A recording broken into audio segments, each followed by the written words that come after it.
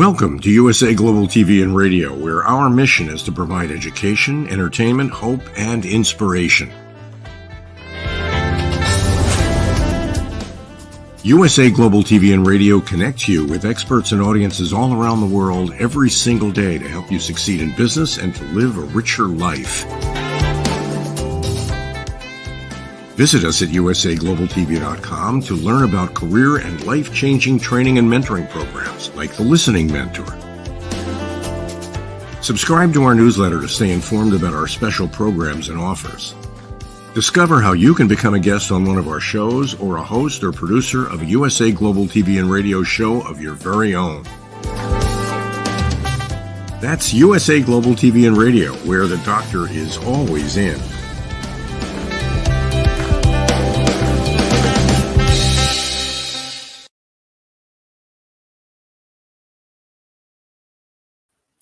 Hello, I'm Caroline.Heward, known as the Harley Street Stress Expert, and I'm an expert presenter in today's show, Talking Heads. Today's show is part of the Mind and Body Connection series, and we're going to cover today the social impact of social avoidance disorder. Let's begin.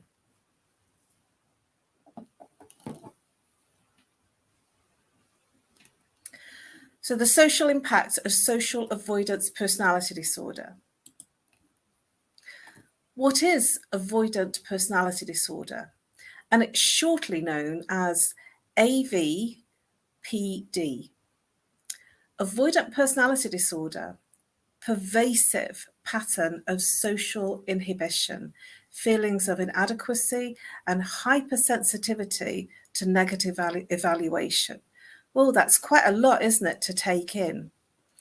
Now, this, when it says pervasive, it means it's very severe, it's big, it's the biggest thing in terms of it's invading everything that the person is doing.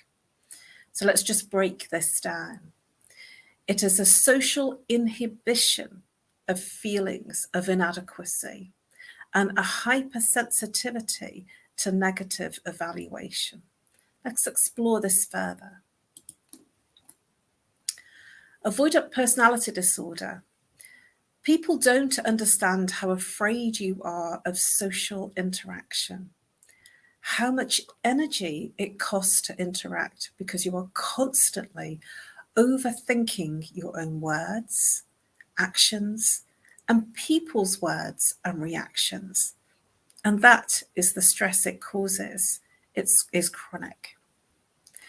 So this is about the constant manipulation that the person goes, where it's constantly going round and round in their mind, that they're constantly assessing, evaluating, and overly thinking and overly analysing their own words and other people's words, their own actions and other people's actions. So the signs of avoidant personality disorder. One of the first things that I'm sure that you can see is that there will be some self-esteem issues. There will be some issues for the person where they have a low self-esteem, a low self-confidence, a low personal perspective of themselves. They will fear that they are not good enough and will show up in the world as not feeling that they're good enough for themselves as well as for other people in the relationships, whether it's family, friends, whether it's their intimate relationships or friendships. And this low self-esteem will obviously be also interacting with a low self-confidence and a low personal image of themselves. Now, this will lead to the fact that they're always comparing themselves to others, both on social media and when they're in the physical environment, whether it's social, family, whether it's business. They'll always be comparing, and there'll be a real inner dialogue going on about what other people might be thinking of them or might be saying about them when they're not there. And this will lead to a fear because that's what this is. It's not real, it's an internal fear of being rejected, both professionally, personally, and in friendships and intimate relationships, as well as in family. So this will stretch right across the board, that the person will be avoidant, and the avoidance is that they are fearing rejection. Now, fear is the saboteur of the root chakra. So when somebody is in fear of something, it is in the chakra system, it is where the tail end of the spine meets the genital area at the front of the body. So it has a front and a back, and this will obviously affect the whole of their spine. So this will make them feel that they're not feeling supported, and it'll also affect their self-esteem, their nervous system, and it will affect their blood and also their skin, hair, and nails. It also affects the skeletal, and so there may be some disorders or symptoms within those areas. It affects the blood, so high blood pressure, low blood pressure, and the rejection that they're fearing is unreal. It's a rejection that they are thinking that is going to happen, and therefore it's thought, and thought doesn't know whether it's real or imagined, and so the mind creates rejection, even though the person and the experience that they're in might not be a place of rejection, but they will create it by thinking constantly about the fear of being rejected. And so fear actually breaks down to false evidence appearing real. And so when the person is feeling that they're going to be rejected, instead of being and putting themselves into that position, what they will do is avoid the situations of putting themselves into a place where they feel they fear a place of rejection. And this will in turn have an effect in their relationships, whether it be family, friendships, intimate, or work colleagues. They will have almost a distancing from relationships. They will be the butterfly. They will be everywhere and yet nowhere. They will have very superficial relationships in terms of their friendships. So their friendships will be a wide circle, and yet they will be insular in terms of the way that they show up in their relationships. So they will appear as aloof and almost not contactable and almost unapproachable, and like the flower that, you know, the bees go round and they're not actually sticking in one place. So this obviously in turn affects their social interactions with people, because they flutter by, so they're everywhere and yet nowhere. So nobody will get a very deep and meaningful relationship with this person. It's because they're avoiding for fear of being rejected, because they don't feel good enough or worthy enough or socially acceptable enough.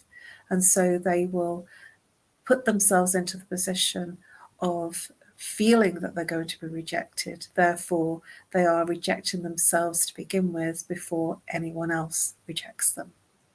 And this will lead to very difficult friendships and relationships, both in business, in personal life, and in family, because it'll be very hard to get to know them, because they will be very superficial and have quite a mystique about them. They'll be everybody's friend and yet nobody's friend.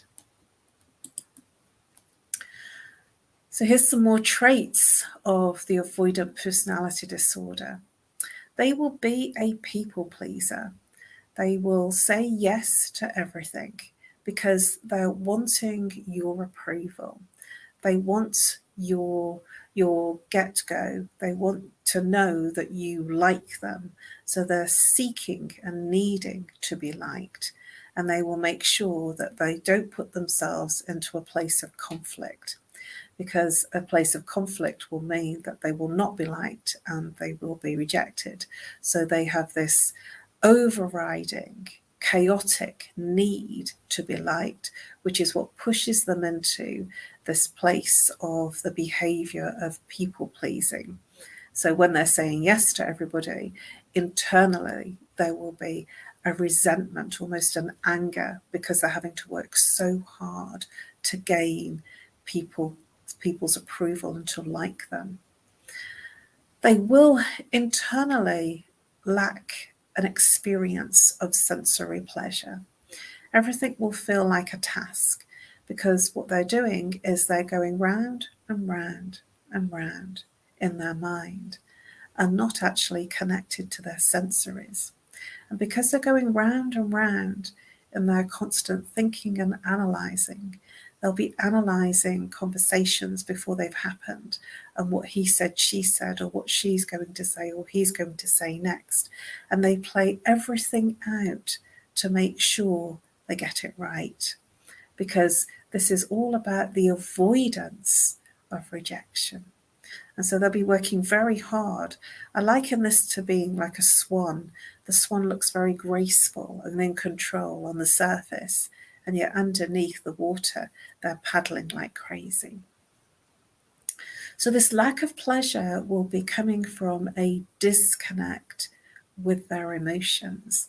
They will be very connected in the mind and almost very analytical, to the point that they will talk through an experience and talk through things that they want to talk about rather than experiencing. So they will, rather than going into an experience sensorily, they will talk through it at you, to you, and about the experience.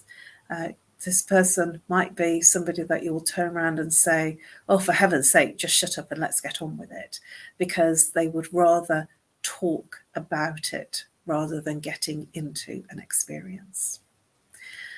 Their work interaction will be highly dependent on the type of role that they're in.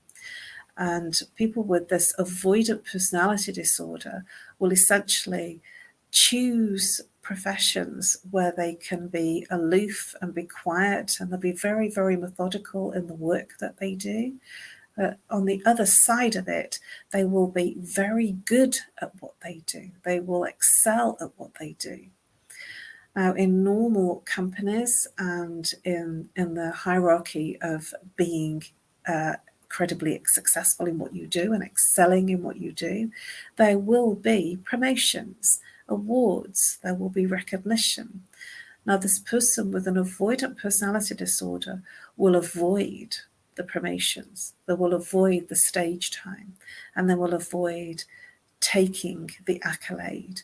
They will always downplay it. They will find it very difficult to take a compliment because they don't internally feel good enough or feel worthy enough. They are being what they feel they should be, or what they think people want to see from them, without being who they truly are. In the external of their world, they will look very controlled, very calm, very together, and very in the flow of things. But their internal experience will be that they'll be working like crazy, and they will be working very hard to avoid attention, and they will work very hard to avoid the interaction of any social collusion that makes them feel uncomfortable, because they don't want to put themselves into a place of rejection.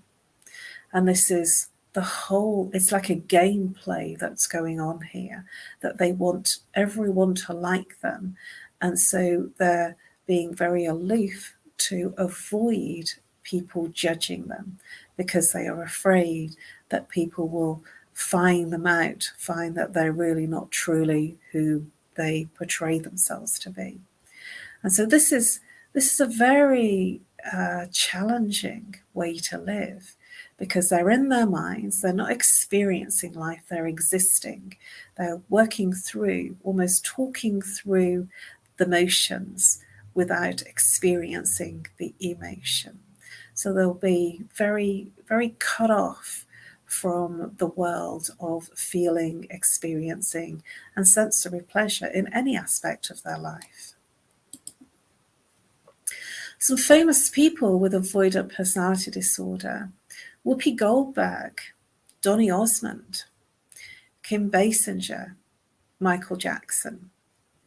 Now, some of these people surprised me, but when you think about it, and I'm going to take the example of Michael Jackson, he was absolutely adulated in terms of the world stage. He had the world at his feet. He was very talented.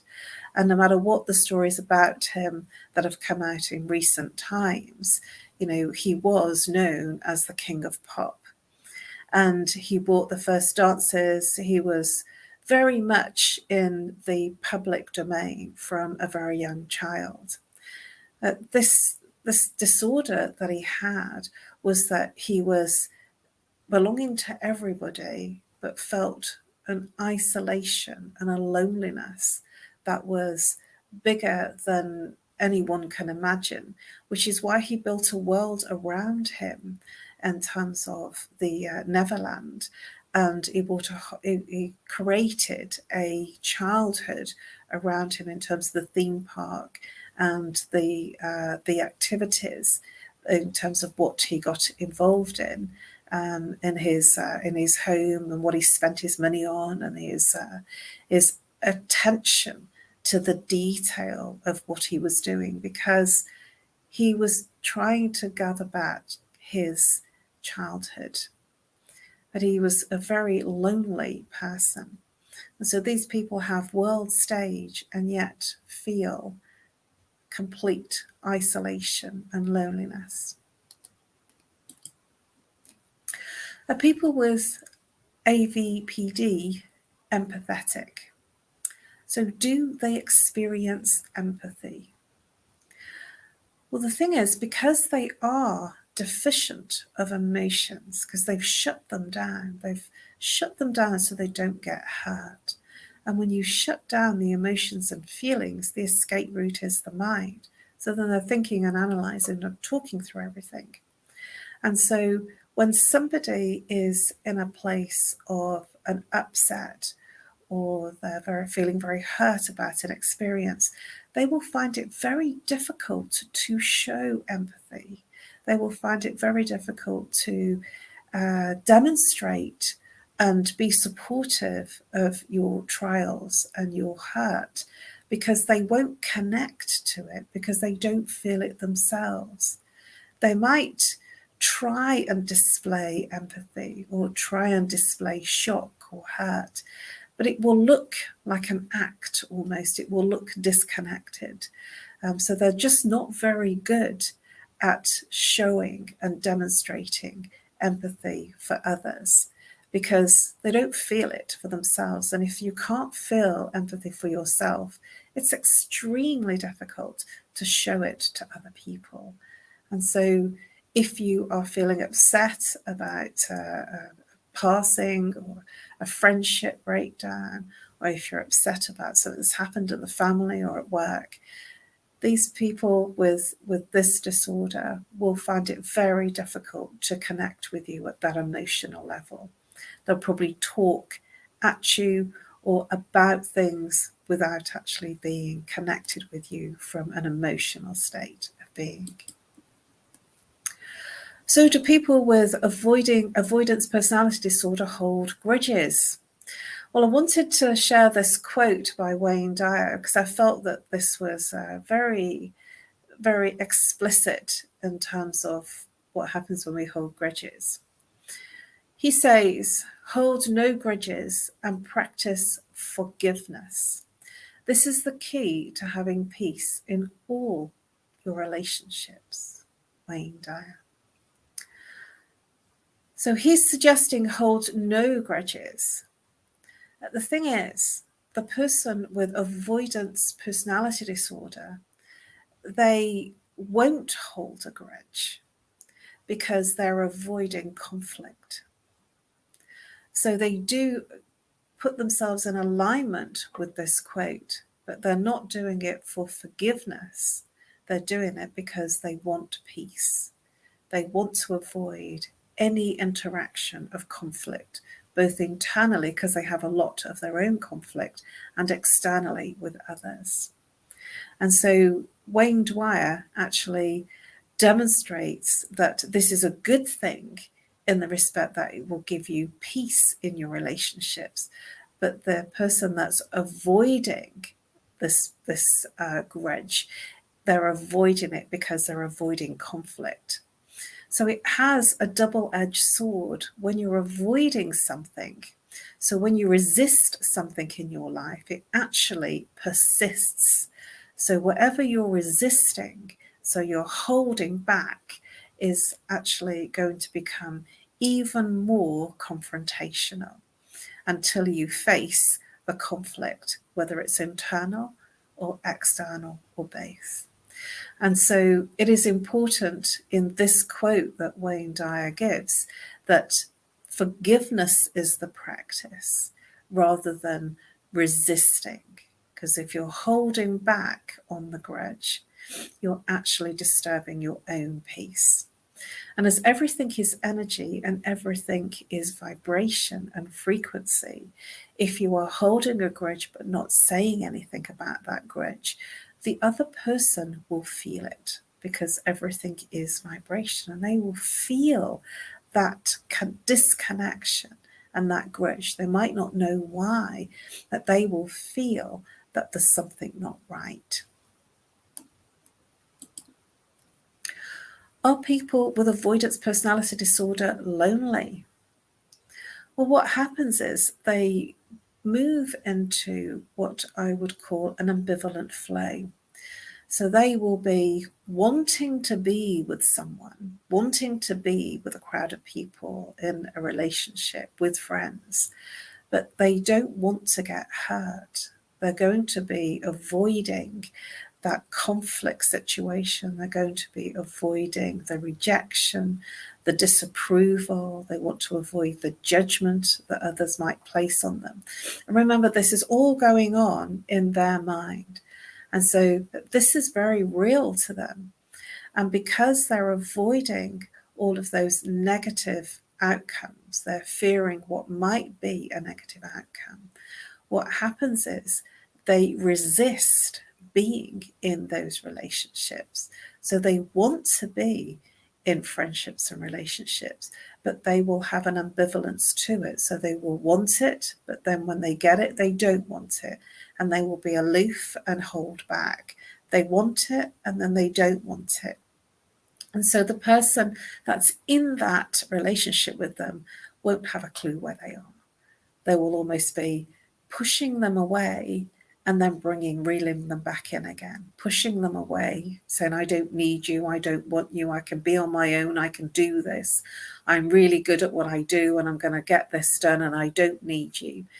And in the next breath, when you've distanced yourself from them, they will actually then want you back. And it is the energy game that's being played.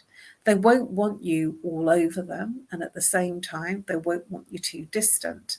And so it is another fine double-edged sword. They want to be with people. They long to be social, and they long for that social interaction. But the reality is, when they get it, they're very afraid of the judgment. So they will hold back, become aloof, and become disconnected with themselves and with the other person. So what causes avoidance personality disorder? Well, many things, and there are many research that shows that this disorder starts in quite young childhood, but it doesn't get diagnosed until much later, probably when somebody's in their teens and later, because they're not sure. And essentially, this can be coming from a form of genetics. It could be coming from family depression or family anxiety. So this is like a learnt response, a learnt behaviour. So if the mother or the father, for instance, is chronically depressed or chronically anxious, then the child can actually inherit that and learn how to respond, which will then create the anxieties and the depression and the escape route to go into the mind, thinking that that is their norm because they're learning from their environment of the norm. It could also stem from a place where the person has been bullied at school, or abuse, whether it's physical, emotional, or mental, or indeed sexual, if the person is a teenager, or if they've been sexually abused as a child. So there are many different reasons, and there isn't only one isolated reason that's been highlighted that creates this disorder. There are many different aspects of what can create the person to retract internally. And each person, we are all human, we are all different. And because we are all human, we're having, all of us, a human experience, and an experience that is personal to us. And so it's important to not label, oh, this person's been abused, this person has depression or anxiety in their family. It's important to understand the person, to get to know the person and what is triggering them, because it's the trigger, and we all have our personal triggers that move the person into that space of avoidance. That this person that's displaying the avoidance personality disorder is actually very, very isolated by their own demise. They're dreadfully lonely and yet wanting to be part of everything. It's a conundrum because they are desperately seeking that high level of social interaction, but effectively they are isolating themselves because of this disorder. So Tupac Shakur, he was a very famous gangster rapper, and he had a very checkered childhood and very, very challenging childhood where he could have landed up in a lot of crime. He turned into gangster rap, and he didn't meet a very wonderful end. But he had something to say which I felt was very, very insightful. And he said in his young age, the realist people don't have a lot of friends. Let me just repeat that. The realist people don't have a lot of friends. And what he was saying from his perspective is that, and he was very famous, he had the adulation, he sold billions of albums and records, and he was a very known, famous gangster rapper. But he felt from this that amongst the fact that he had all of those people around him and the adulation, he realized at this very young age of his death that it wasn't real, that the friends were very few. And this is what happens when there is this checkered avoidance personality disorder, where somebody seeks the adulation, but when they get it, they're then retracting back the ambivalent flow. And so I thought his quote was very insightful in terms of him saying, the realist people don't have a lot of friends.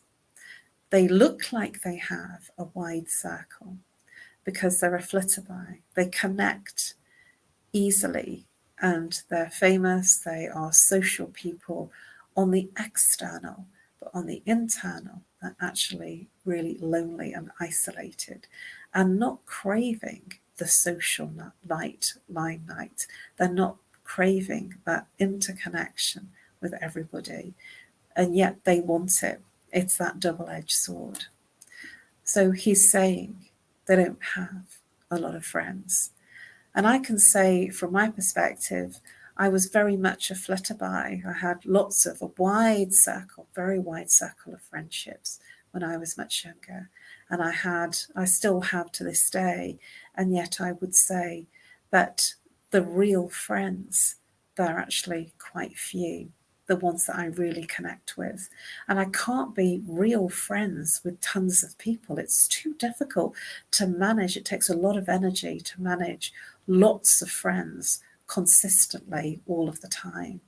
And so what's really nice is that I have a few very, very good friends that come in and out of my life as and when, and they're there if I really need someone. And then when I have to get on with things and do things, I take my space.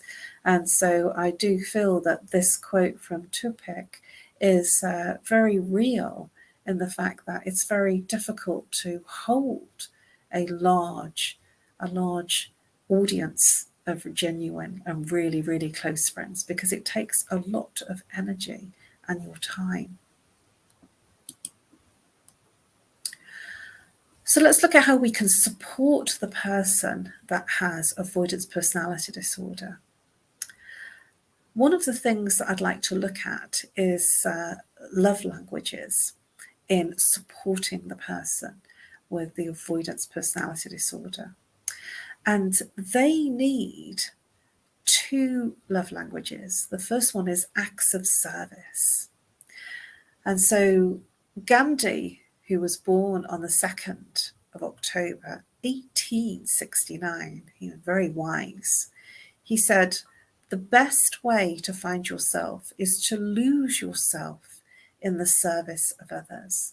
Let me repeat that. The best way to find yourself is to lose yourself in the service of others. And when you serve others, you then become unaware of your own inadequacies or trying to please.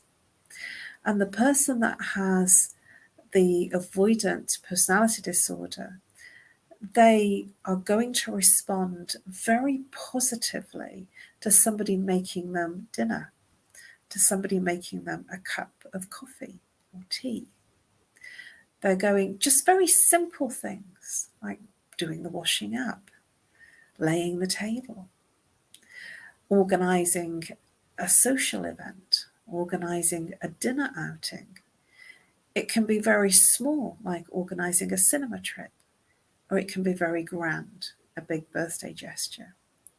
But it's an act of service. They will feel from that act of service that they've got your approval. And so rather than saying words of love and words of affirmation and telling them how wonderful they are and giving them loads of compliments, they won't respond well to that. But if you act, so if you behave in service to them and do something for them, it could even be as simple as giving them a massage, a foot rub, or booking a massage for them.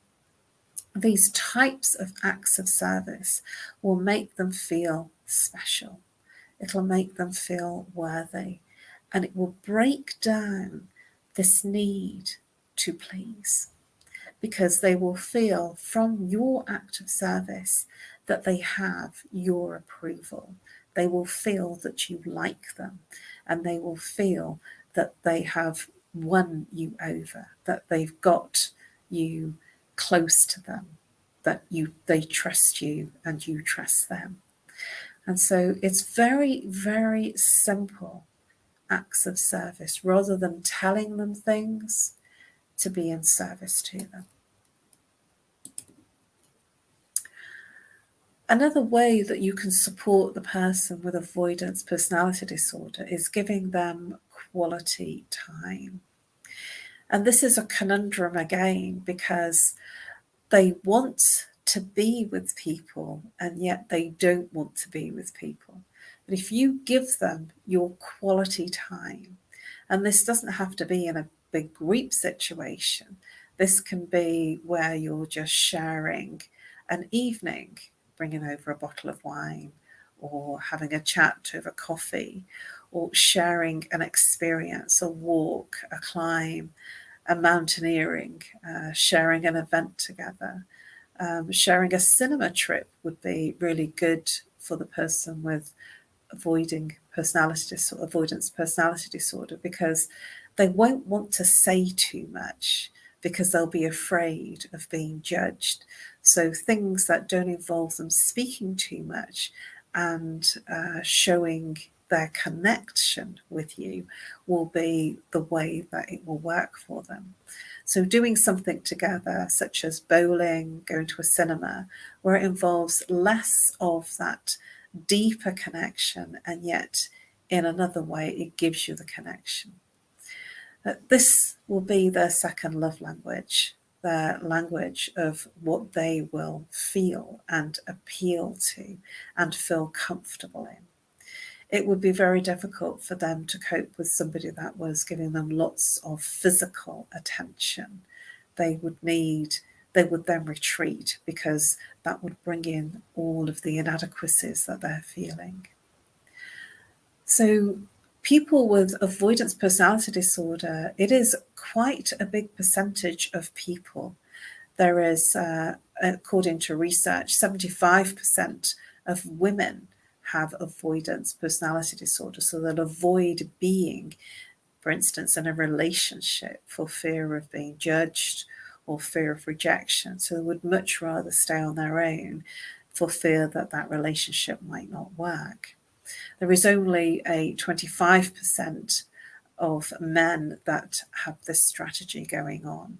So it is much more a feminine strategy, bearing in mind that we are not saying man and woman, we're saying masculine energy and feminine energy.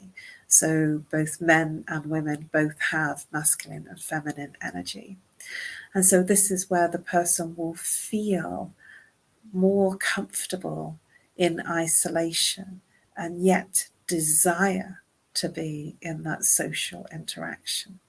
It's a weird one, and you will, if you're in any type of friendship, relationship or family situation where this is going on, it will feel like you're 2 steps forward, 4 steps back, 2 steps forward, 4 steps back. It'll almost feel like you don't really know where you are with the person. They're wanting you and then they're distancing you.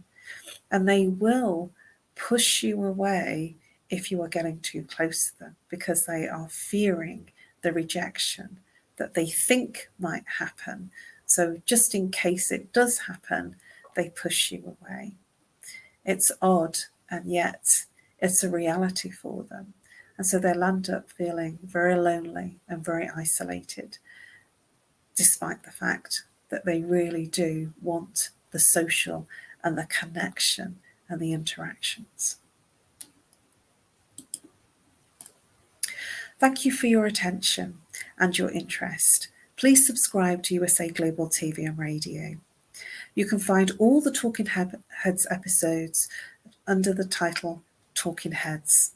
For last year's episodes, Talking Heads 2022. For this year's episodes, Talking Heads 2023.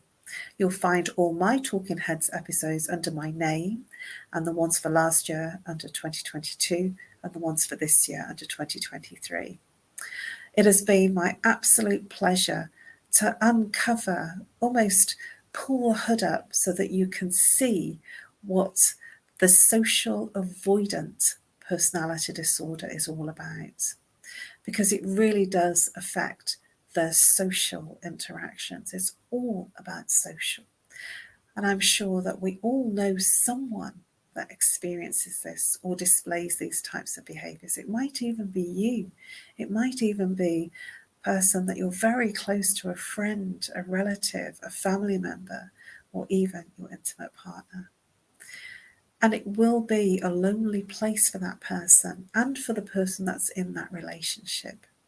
And my invitation to you is to reach out. Everybody is an individual. Everybody needs that understanding, that comfort. I trust that this has helped you understand a little bit more about what disorder is all about, and to give you some insights and understanding and awarenesses, because from that step of insight and awarenesses, when you become a witness to your own behaviours and of others, it's from that place that transformation occurs. And I would be only too delighted to help you on your journey if you need my help. I offer a free telephone or Zoom or Skype consultation. Please email me on nomorestress@live.co.uk or reach out on if you call on +44 if you're international, or if you're local, 07523 120 189. I look forward to being in service to you, because this is how we create world peace.